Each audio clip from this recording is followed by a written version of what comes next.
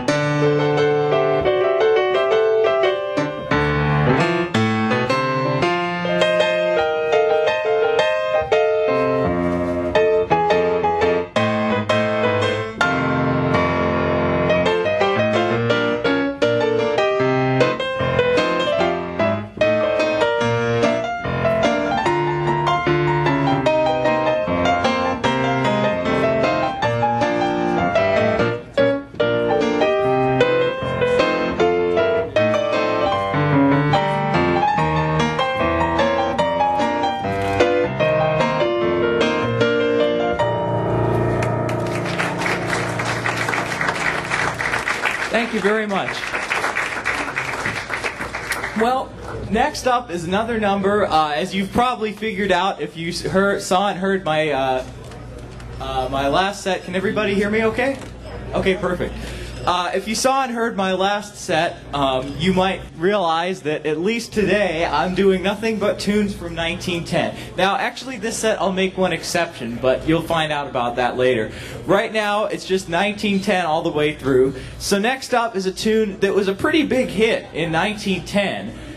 Though I don't have the vocal version and I won't sing the lyrics for you. I believe it's supposed to be sung by a lady anyway. But as was the case of many vocal hits, many of them were turned into instrumentals. Either they'd take a theme of another song hit, usually by the same composer, and combine it, or they'd go back to the composers and have them just write a new theme. And in this case, the vaudevillian Irene Franklin, she was very popular in 1910, and she performed in a bright red wig, and she did kind of Well, you can look her up on Google. I won't go into it. But anyway, she was very popular, and her vaudeville partner, Bert Green, they wrote this tune together. It was a famous song called Redhead, and they added another theme to it in the middle. It's the weird one you'll hear, and it became the Redhead Rag. So the song Redhead becomes the Redhead Rag, and that's what I'll play for you. The Redhead Rag by Irene Franklin and Bert Green from 1910.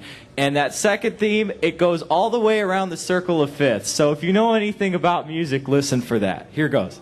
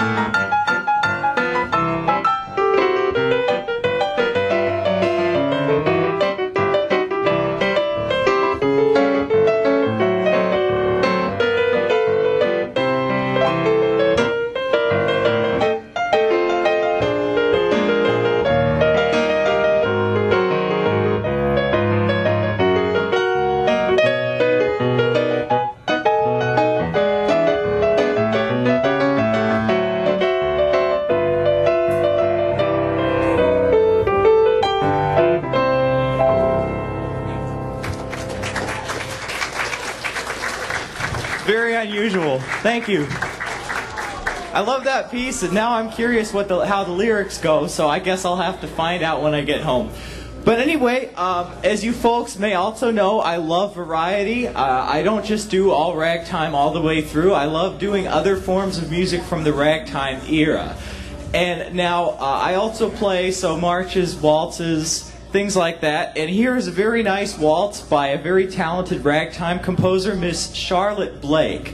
Now, if any of, I can't remember what her married name was, but if any of you folks knew a lady who worked for Boeing up in Santa Monica in the 1950s, 60s, and 70s, that was her. She moved back to the West Coast from the East Coast, gave up being a Tin Pan Alley writer, got married and settled down to a working life. And unfortunately, the people who started one of the first ragtime clubs, the Maple Leaf Club, in the 1960s, they didn't know she was still alive. They didn't know anything about her at that time because, you know, they didn't have internet or anything.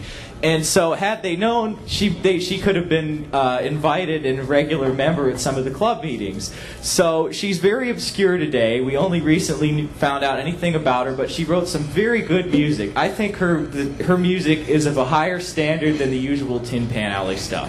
So with that said, here's one of her waltzes. This is called Lily Eyes. Lily Eyes by Charlotte Blake, and it's from 1909. Close enough to 1910.